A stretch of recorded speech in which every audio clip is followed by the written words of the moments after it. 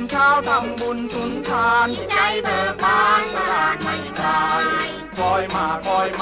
นบ่ายคอยมาตอนบ่ายยิ่งชายชื่นชมยิ่งดี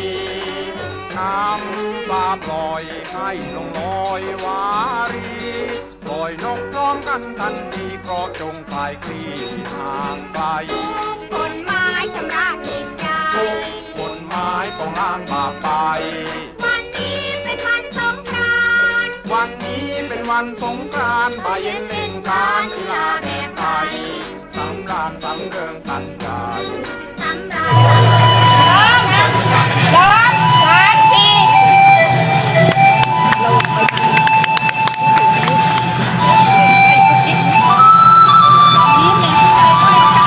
ปากเด้งดังเลยคนนี้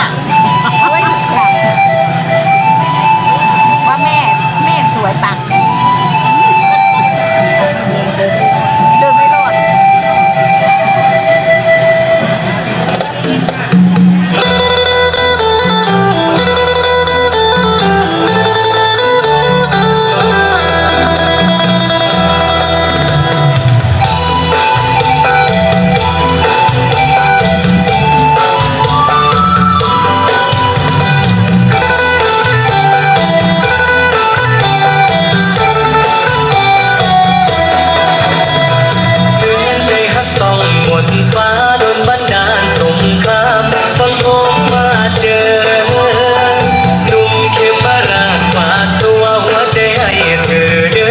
จำปาเมืองลา